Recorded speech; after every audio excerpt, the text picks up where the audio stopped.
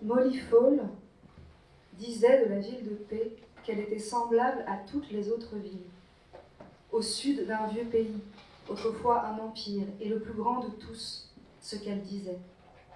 Difficile à croire aujourd'hui, même si les ruines ont conservé quelques hauteurs, même si les cirques rugissent encore quand personne ne regarde. Les lieux ne sont pas doués pour l'oubli. Ainsi, la ville de paix garde intacte sa gloire et sa brutalité. Le vieil empire est un volcan qui attend de se réveiller. Un poète trouve cette image depuis ses rondes. Parfois, ses pas crissent par-dessus les mots, et c'est à cause des cendres. La ville de paix est étroite. 2 voies principales la composent qui se croisent, et du nord au sud, de l'est à l'ouest, il est impossible de s'y perdre. En de rares occasions, il pleut, et alors les rues débordent. La ville s'engloutit. Puis le manège recommence, l'assèchement des grues et les larmes qu'on ne sait pas verser. À ses abords, un cimetière plus grand qu'elle, construit comme un labyrinthe inachevé. La ville de paix paraît déserte la plupart du temps. C'est qu'il y fait si chaud que ses habitants ne sortent pas de la journée. Et le soir, leur démarche alanguie traîne à la recherche d'alcool.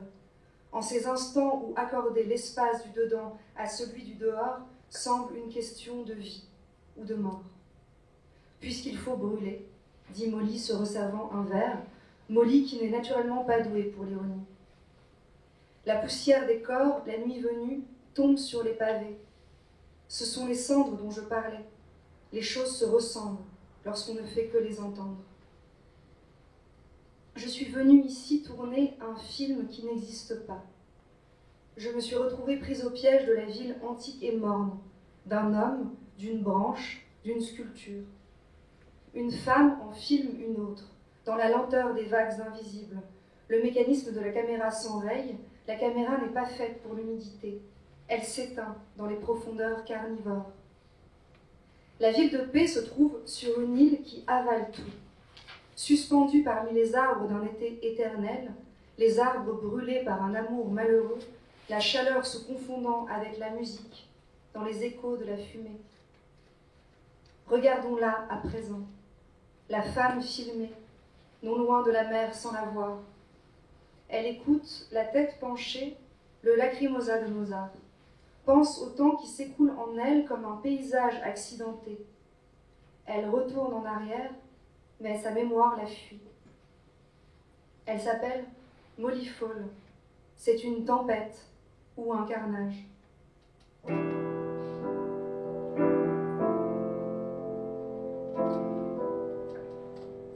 Mon corps se glisse dans le sien et le sien dans le mien. Nous sommes une ombre, Molly et moi, et il est impossible de dire de qui, de quoi.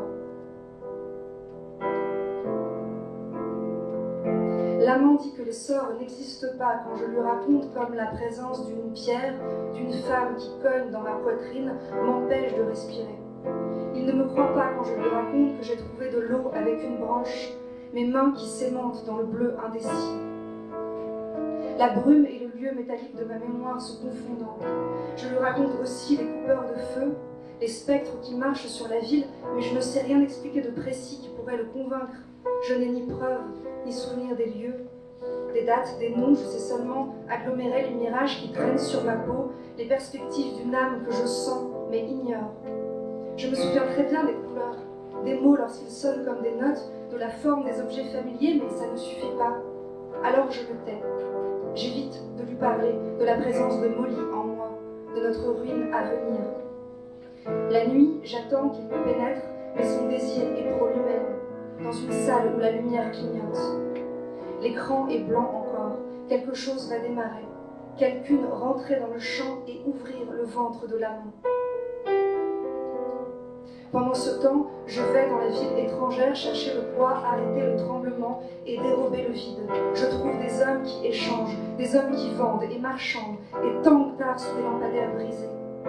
Leurs mains sont affectées, leur visage unique se soulève comme une coupe. Je recueille et je bois, je brille comme l'enfant des montagnes. Revient le corps en feu, des marques dans les creux.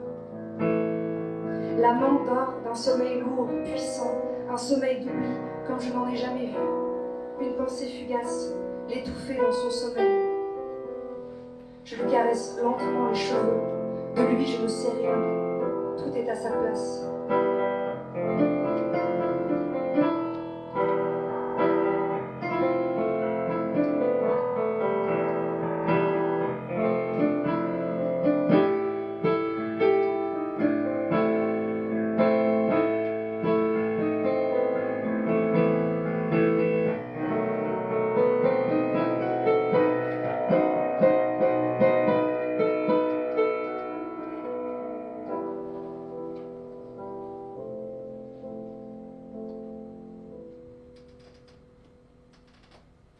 Le lendemain, ça disparaît. Mon corps blanchit, poli par le couteau appliqué du sculpteur. Je suis neuve, pour qui veut.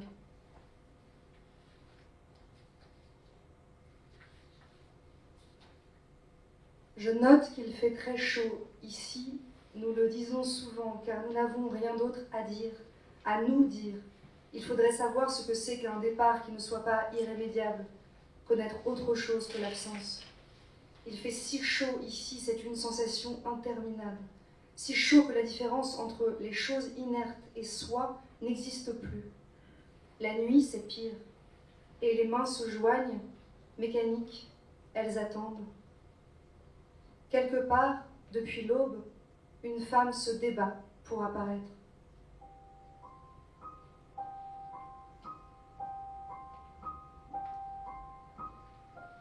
Pendant l'une de ces nuits de veille, quand nous sommes rassemblés dans la cour du couvent, on me raconte l'histoire d'une nonne ayant assassiné un enfant après l'avoir recouvert d'une poussière d'or. On me raconte l'histoire d'une jeune fille qui hante le grand cimetière. Une fille blonde, pâle, déplacée dans cette ville aux cheveux noirs, au teint battu par le soleil. On me raconte la manière dont les hommes de paix chassèrent l'obscurité en des temps lointains ou futurs. Voilà pourquoi, dans la ville de paix, il ne fait jamais nuit. Pourquoi la nuit est un aveuglement. Les hommes de paix tuèrent aussi la fille.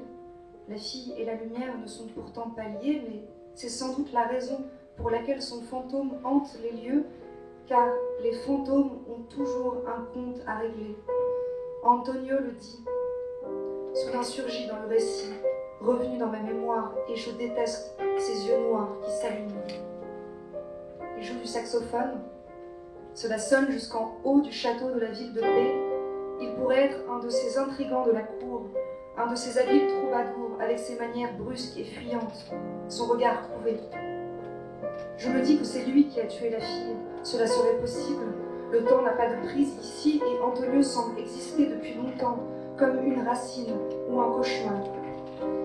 Les autres auraient couvert ses traces, lavé ses mains par cette manière qu'ont les hommes de se soutenir dans la violence, de rester côte à côte dans le massacre, frères d'armes, harponneurs de chair tendre. Antonio pourrait être un assassin et il ne s'en souviendrait même plus. Il aurait enfoui ce meurtre dans la terre de son regard, avec ce qui restait de crainte en lui, le peu d'enfant. Fauve exilé, la honte marchant dedans. Antonio est la raison pour laquelle j'aiguise tous les jours le couteau que le sculpteur m'a donné.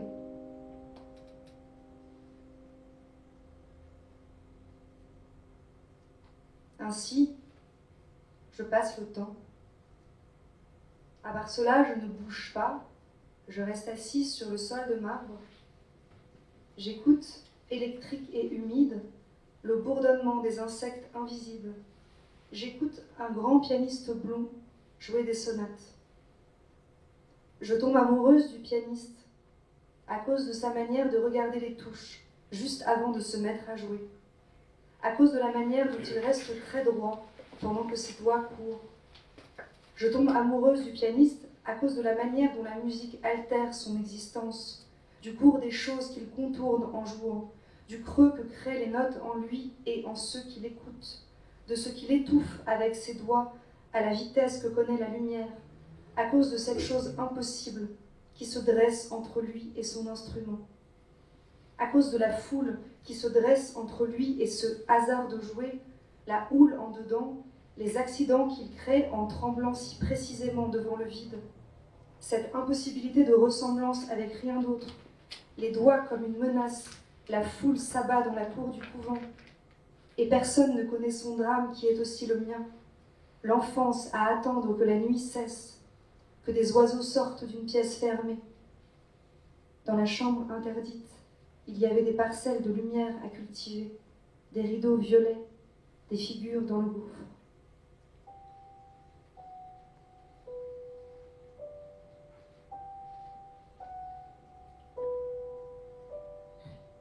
Je tombe amoureuse du pianiste pour la même raison que je tombe amoureuse de la ville de paix, pour les images insolubles qui précédèrent ma naissance. Là où le silence commence, sur la berge, à regarder la barque s'éloigner vers l'autre rive. Je tombe amoureuse du pianiste à cause de la disparition permise par son geste, de la manière dont son piano l'éloigne du monde des vivants, à cause du meurtre que commet le pianiste en jouant, nous propulsant chacun d'un bout à l'autre de notre amour. Nous serons longtemps ainsi, à une distance de prédateurs. Je l'écouterai à travers des miroirs fêlés, des plaines déjà gravies, dans la noirceur des nids d'hiver et les souffles inquiets du printemps. Je l'écouterai lointainement, jusqu'à ce que sa présence devienne le temps même.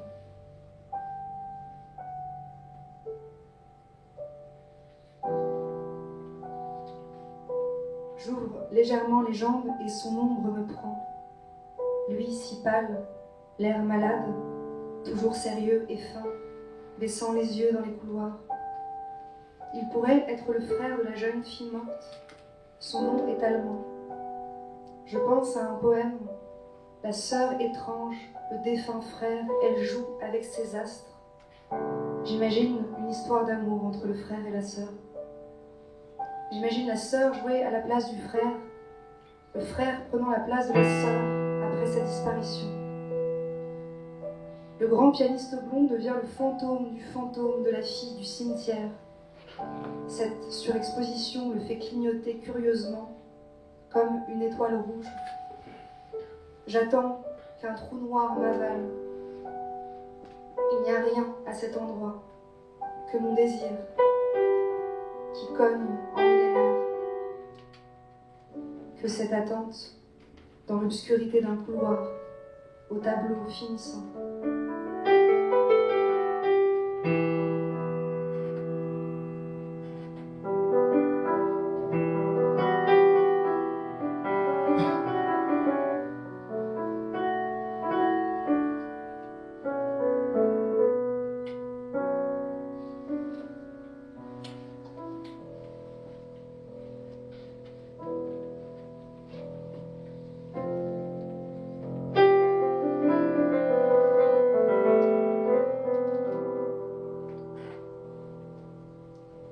Le jour, j'entends les coups du sculpteur. Son travail consiste à choisir des branches centenaires et à en extraire des femmes. Parfois, je le regarde faire. Quand je ne le vois pas, j'imagine ses mains, ailleurs, posées et mouvantes, au milieu de reflets contrariés. Je fais l'amour avec le sculpteur certains soirs comme on tomberait. Les murs nous voient résonner de cris. Il est brusque et rapide, je le sens à peine, je ne suis présente à rien d'autre qu'au bruit de la nuit qui s'infiltre par les craquelures du bois. Le dehors s'insinue, un feu s'abat. Lui semble fouiller quelque chose en moi, des matières qui lui serviront pour l'autre. La sculpture de la femme est dans la pièce où il me prend, de jour en jour plus précise. D'abord, elle n'avait pas de visage. À présent, ses yeux me convoitent, ses seins lourds s'abîment sous les mains du sculpteur. Je sens que la femme branche puise dans la vie que je contiens. Je deviens jalouse d'elle, je rêve de feu de joie. Les murs s'écroulent, l'ennui est indescriptible.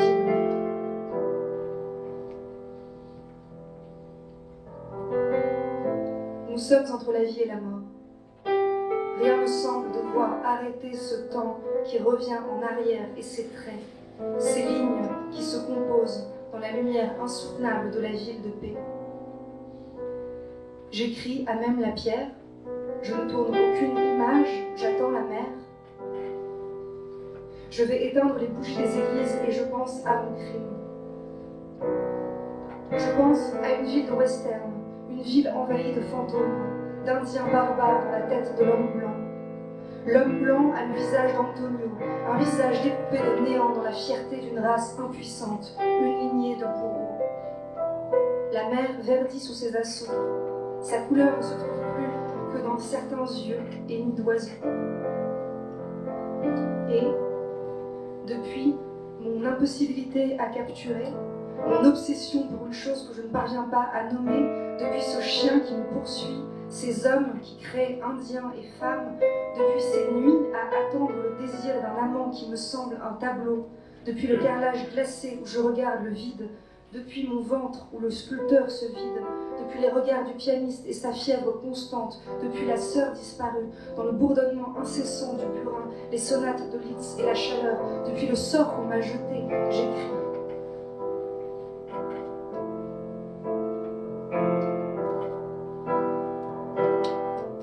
J'aimerais que ses doigts ne s'arrêtent plus. La sonate arrive ici à son point critique. J'ai besoin d'un corps pour m'enfoncer.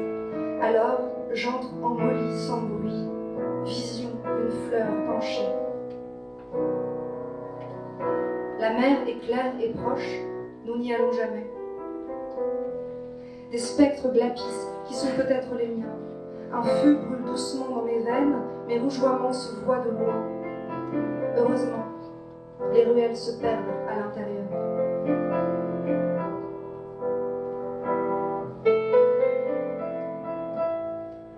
Il dit que je sème le vent même. Vouloir tourner un film, vouloir sortir de la fixité d'une image, vouloir sortir de l'immobilité d'un corps, d'une idée, d'un souvenir, vouloir qu'un animal quitte sa paralysie de proie et vous saute à la gorge, faire fuir ce qui vient, vouloir faire un film. Vouloir rejouer la même scène encore et encore dans le labyrinthe de la parole des morts. On tourne les talons et dans la course, les zones bleues s'agrandissent.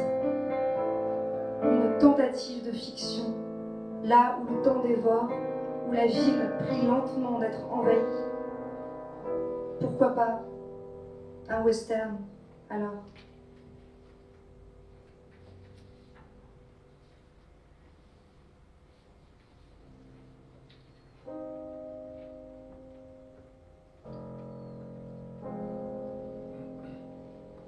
Dans la ville trop chaude, un film fantôme se tourne, qui s'appelle Jour de larmes. Dans la langue du film, on dit Day of Tears. C'est peut-être un western.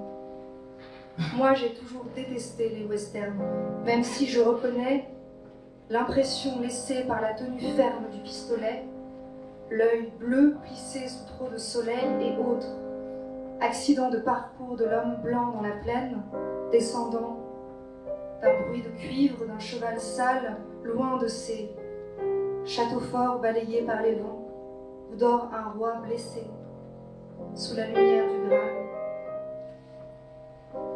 Loin de ces terres domestiquées, je reconnais la mélancolie de l'homme blanc déplacé.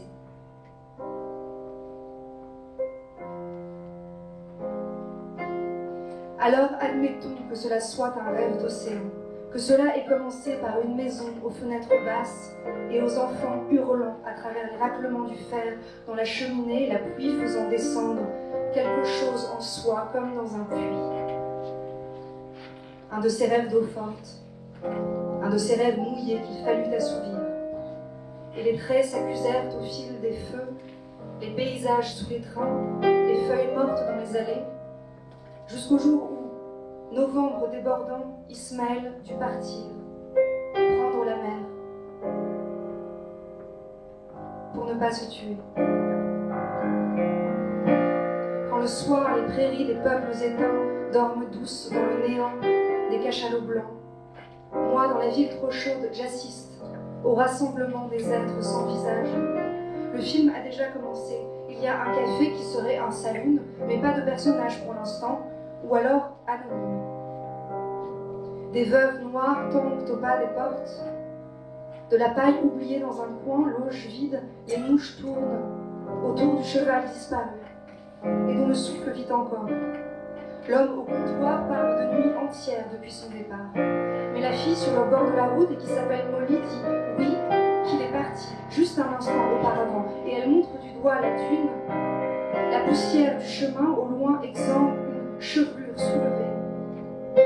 Tandis qu'un enfant blond crie que le cheval revient du tout début des âges, descendu de l'astre éteint, alors on ne sait plus. Voilà pourquoi le temps, dans le film invisible, sera un cercle fermé sur lui-même, comme la prison construite à l'envers, répétant les adieux, les gestes, les paroles, d'un couloir à l'autre, jusqu'à ce que quelque chose cesse ou déborde. Pour les gardiens des chiens aux laisses coupées.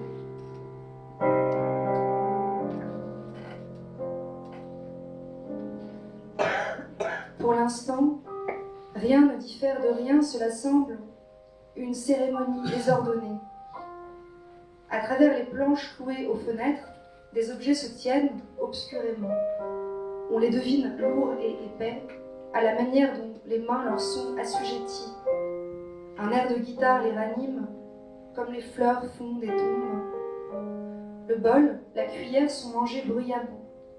Il y a sur les lèvres l'odeur sourde et féroce de la bière, de la viande. Des pots trônent comme des tableaux. Les gestes sont violents, sans s'accomplir, même stagnants, même mourants, et le pire sont les yeux. Froissement d'une étoffe, vent d'un cerceau, martèlement des bottes qui descendent, attendent leur tour. Le poète nomme ces choses, les vides, comme des poissons. Les fleurs s'ouvrent forcées sous sa langue et seuls demeurent des accidents. Nœud dans le bois d'une table, étoile, voile, il écrit, nue et morte. Le feu regardant, l'ouragan confondre le sentier avec l'éclat d'une pelle qui servit à tuer un Indien qui passait. Sa tête est sur un piquet à l'entrée, manière de dissuader l'ennemi, même si cela est bien trop vieux et bien trop loin, et puis on ne sait rien, ou on le dirait mal.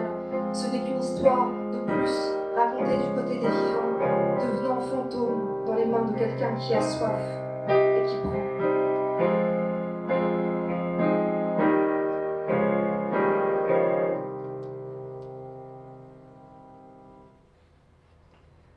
Moi, je me tiens encore stupidement debout comme un cheval à regarder, je me tiens sous une main, dans l'odeur du cheval sur le bord du chemin chaud semé de ronces. Comme un cheval muet, j'ai ma nuque envahie par l'odeur de l'homme blanc, et dans le tourbillon des mouches paralysées, j'ai dans la bouche le mort, et reprenant mon souffle, ma baffe fait pousser des veuves noires. Moiteur d'un craquement soudain, je ne me retourne pas. Il se peut que je ferme les yeux, il se peut que je hennisse, que je me cabre, éperon planté dans les flancs. Il se peut que de moi, une autre image s'échappe, fantôme de quelqu'un que je fus, fantôme de lui, de n'importe qui d'assujetti. Derrière les chemins de rivière, de cygnes blancs roulant dans le courant, les chemins roses quand vient le soir, les chemins où les enfants jouent à la guerre, guettés par les yeux des maisons. Derrière tous les chemins à peine froissés se cache quelque chose d'indicible. Ici d'autres odeurs, ramenées d'ailleurs, la chair nourrit la terre, dit le prêtre, venant d'arriver dans le champ. Il pousse la porte avec précaution, elle ne s'est pas encore refermée. Cependant qu'il nettoie de son choix une chaise pour s'y asseoir, j'attends que la porte me sépare de lui. Nous détestons cet homme, car à cet instant nous sommes deux, celle qui regarde, celle qui écrit, peut-être le cheval aussi, sa manière de baisser les yeux sur notre corps, comme pour l'aspirer, comme si l'homme était un trou noir, une épopée, de celle qui la nuit venue attache les bras au fond des cales percées. Les prostituées font des allers-retours sur le port, puis rentrent s'abriter sous la couverture cramoisie, sous les chandelles d'un vieux couvent. Lui tourne la langue du feu pour des femmes aux yeux verts, aux cheveux rouges, leur vie s'arrête ici. Dans ses mains tournant les pages du livre, soulignant l'écriture, trahissant la parole. Au commencement était l'incendie, et la langue naquit des flammes tombées du ciel. C'était une femme, aux cheveux rouges et aux yeux verts.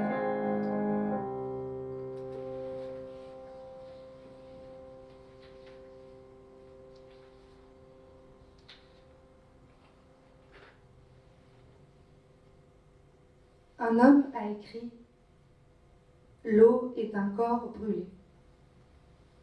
Dans le film Fantôme, il y a des corps noirs dans le blanc, des corbeaux dans le ciel, malades, et des rivières rouges qui s'assèchent. Alors oui, l'eau est un corps brûlé. Qu'on ne voit pas, pourtant hier il y avait des bisons par milliers. Entendre leur martèlement dans le blanc, c'était comme disparaître. Cela pourrait être le début d'un film américain du Nord, l'adaptation d'un grand roman à la couverture cramoisie ou bien bleu nuit, selon l'aspect du jour, décrivant le nouveau monde, la succession de trahisons, sécheresse, exode, vieille caravane avance sur le pont disparu. Pour effacer la terre, des grues tuent au passage quelques serpents. La géométrie vint du Dieu qui tordit les rivières. Quelqu'un le dit, et c'est indifférent. Les crânes fertilisent les champs, tandis qu'une poule mange du maïs dans un seau rouge, rouillé. La scène est émouvante. Les reflets des femmes épousent les mains des hommes dans l'or des premiers jours. Leurs reflets attendent d'être supprimés par les mains des hommes les premiers jours. Les femmes sont des miroirs. Leurs rêves prémonitoires racontent que bientôt il ne fera plus nuit. Les doigts des hommes fouillent le silence même. Ici comme ailleurs, on attend l'incendie.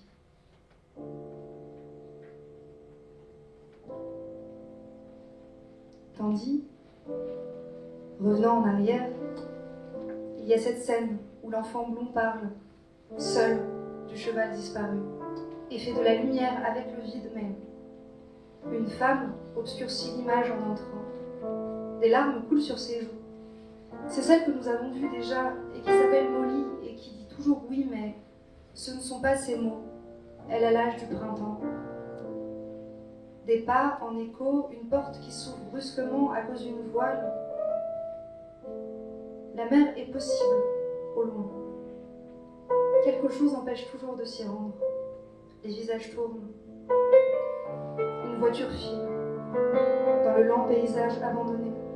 Le lent paysage aride où on s'attend à voir passer un train.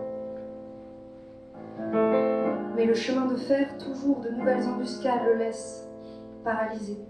Maudit peau rouge, dit l'homme acculé.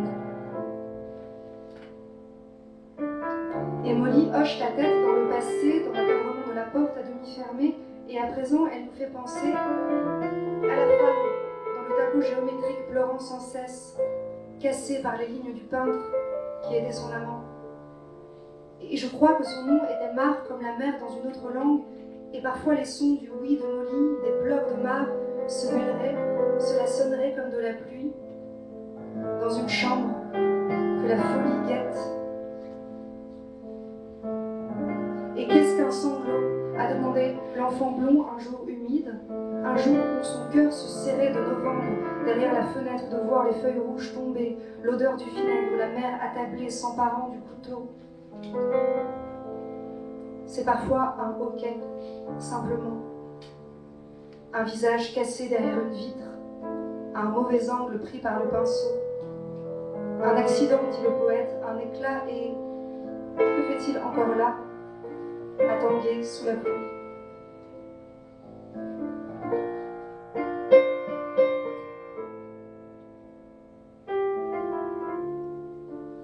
La porte du salon est encore en train de se fermer.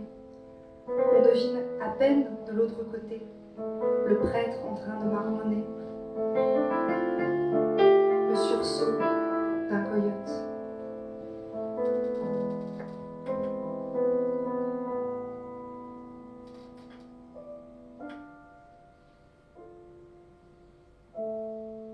Dans le film, il y aurait des rêves prémonitoires. Une intrusion dans un saloon abandonné ou bien une baleine et Molly dans la blancheur du ventre. Une baleine et Molly réduites au silence du feu, elle et moi avalées. Ismaël faisait encore rouler dans son sommeil ses yeux révulsés, ses cauchemars de novembre.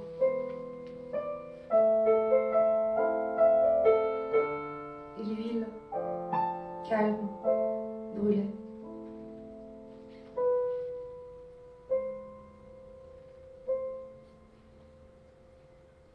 Le danger arrive par la mer.